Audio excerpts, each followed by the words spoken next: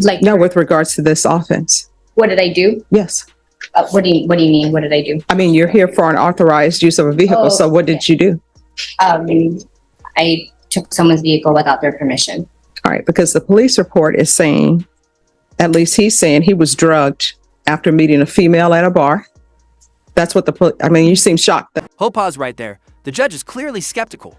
Notice how he pivots from just the charge to the much darker detail in the police report. Do you think she's genuinely surprised? Or just caught off guard that he read the whole thing? Let me know what you think in the comments.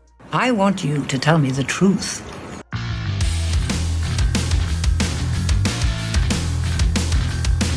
In compliance with discovery, Ms. Garza, I'm showing you what's entitled Application for Deferred Adjudication or Community Supervision. Did you review that with your attorney? Did you understand it? Did you sign it? Yes, Your Honor. Showing you what's entitled True Bill of Indictment. Did you review that with your attorney? Did you understand it? Yes. Counsel, do you waive the reading of the indictment? We do, Judge. State, are you proceeding on the indictment as presented? Yes, Your Honor. All right. Ms. Garza, I'm showing you what's entitled Court Admonishments. Did you review that with your attorney? Did you understand it? Yes, Your Honor. And did you sign it in all the appropriate places? Yes, Your Honor. Do you understand you're charged with the offense of unauthorized use of a vehicle? That's a state jail felony. The range of punishment is anywhere from 180 days up to 2 years in the state jail facility and up to a $10,000 fine. Yes.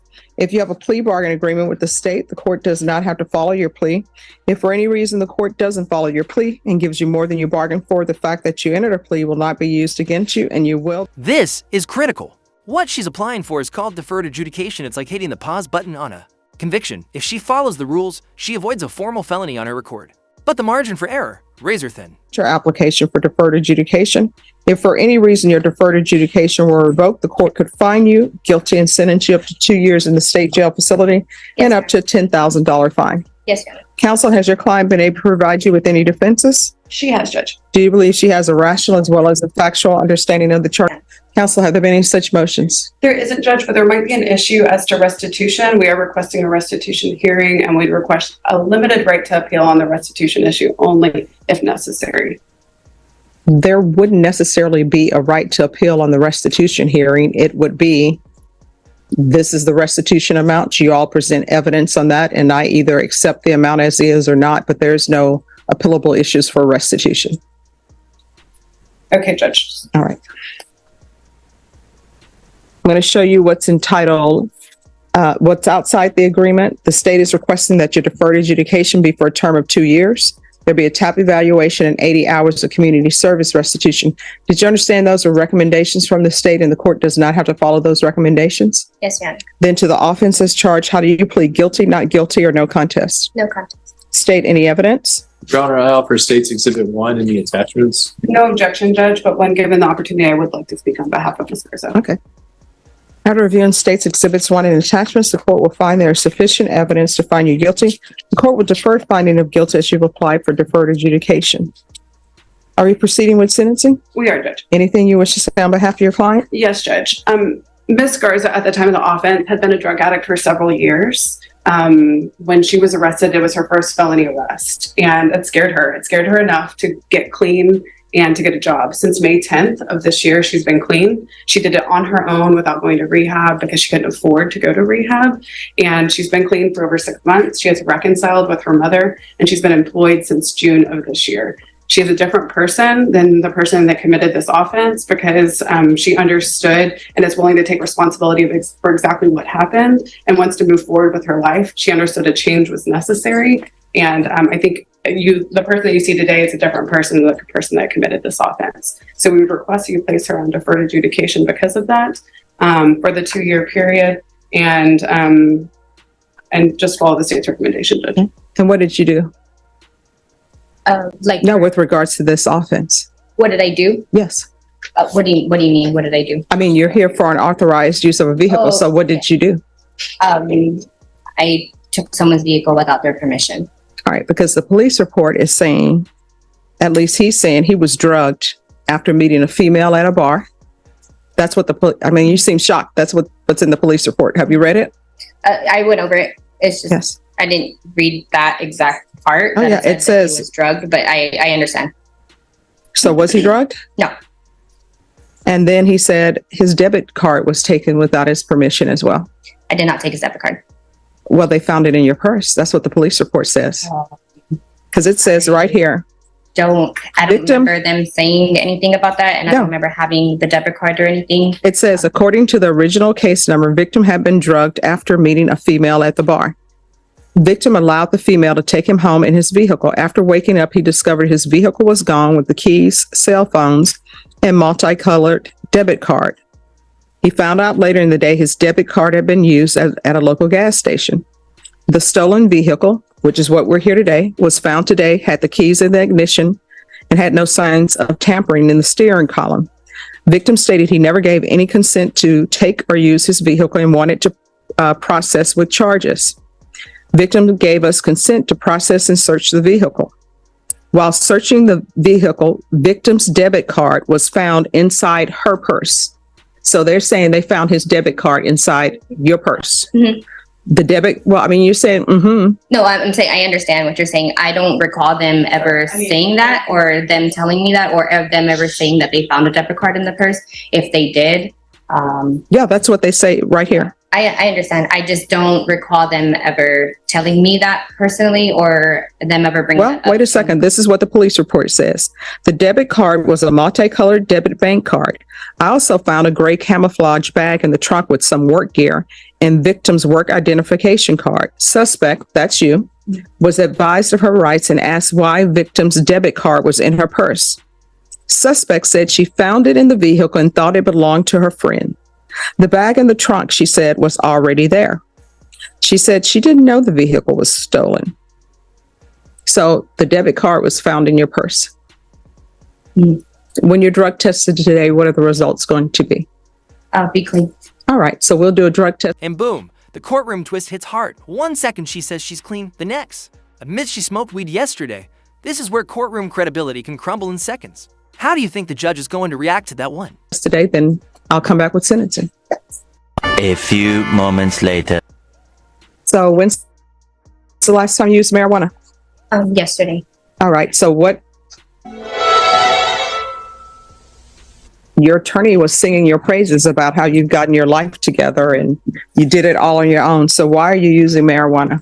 Well, I guess I should say I got my life together. I used to use meth for 5 years. I'm sorry, what? I used to use meth and amphetamine for 5 years. That's what I've been clean for the last 6 months. But marijuana is illegal here in Texas. So why are you using marijuana? It just helps me with my anxiety. That's basically it. All right. But as a part of the program I and would taking know. responsibility, Yes, when your attorney was singing your praises, talking about how you clean and sober, you Yes. know that sobriety does not mean that you're using marijuana. You should have stopped her and said, wait a minute. Let me tell you something. But you didn't. You waited till you got caught. I mean, You did. that's your opinion, yes. And No, that's true. Let me ask you this. Did you interrupt your attorney and tell her, I'm not clean and sober because I'm using marijuana? That's yes or no. Did you tell her that? I told her that I was using marijuana, yes. When you were before the bench. No. Okay, this moment right here is heartbreaking. She's trying to explain her personal version of sobriety, and yeah, while marijuana may feel harmless to some, Texas law says otherwise. And for a judge, there's no gray area. But because I just feel like there's different types of sobriety. For me, the meth use was really bad. So, and I couldn't carry a job for the last 5 years. And in the last 6 months that I have been sober from methamphetamines, I have been able to get a job and get a car and see my daughter every day and be a mom and be present. You're not allowed to use marijuana while you're on probation. I understand that. And I understand that I would not be able to use it and I won't use it. But do you understand you're not clean and sober? Yes. And So what do you do for a living? I'm a nanny. This is a serious consequence. Her job as a nanny, gone. Not because of cruelty, but because of legal and ethical safeguards. Felony probation and child care, huge red flag, and the judge isn't budging. Oh, not anymore. I don't allow people on felony probation to be nannies, to be home health care providers, and especially someone who's not clean and sober. And who are you a nanny to? Is this a relative or somebody? Yes. sister, cousin, who is it? All right. So that job is over with today. You understand? Yes. So how far did you go in school? I went all the way through high school. I graduated, and I went through some trade school. I had my medical assistant. I went through medical assistant school. I finished that. And where are your children? Right now, she's at school. And how old? Do you only have one I child? only have one. She's 14. And does she live with you? Yes. And my mom and my grandparents and my other family. When you say your mom, your grandparents, and other family, what is other family? My aunt, my other aunt. There's a whole bunch of us that live at my grandma's house.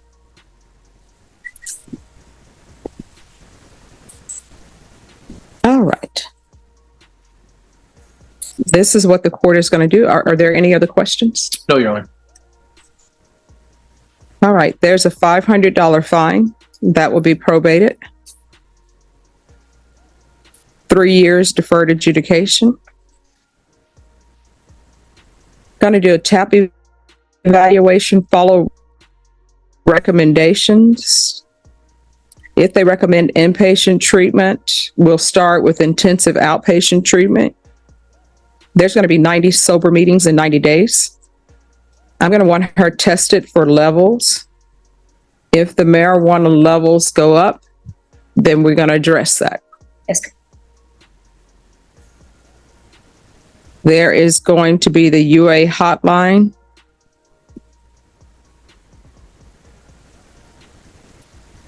Regular reporting by Zoom or in person.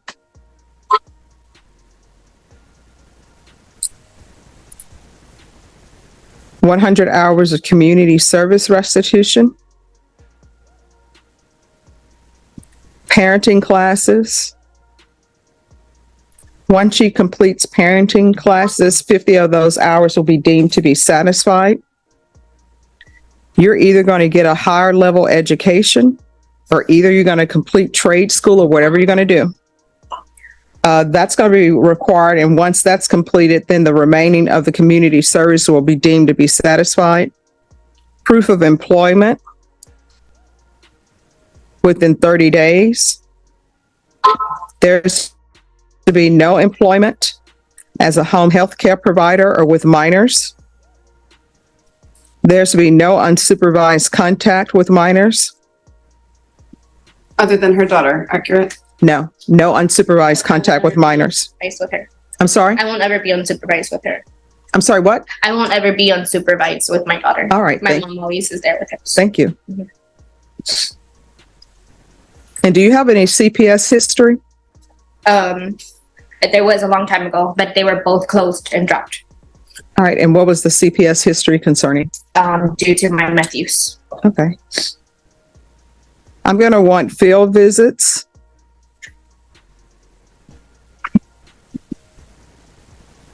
One time per month for 3 months. And if there are no issues,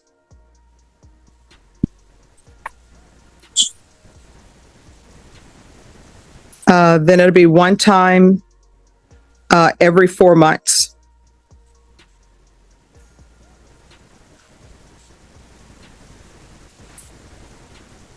No contact with Josiah Hernandez. Interesting. That name dropped at the very end might hint at deeper issues off screen. Who is he in all this? Friend, victim, something more? Drop your theories below. Could be key to the full picture. Restitution, if any, and no contact with Josiah Hernandez and counsel. If there is restitution that's determined by probation and you think it's inappropriate, you can come back for a hearing. Judge, I do think we're going to need a hearing. They've submitted numbers to restitution that we believe is inappropriate. Okay.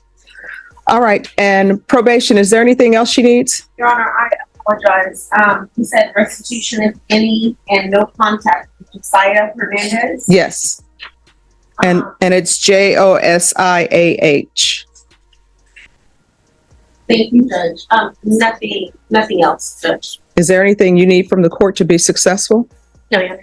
All right.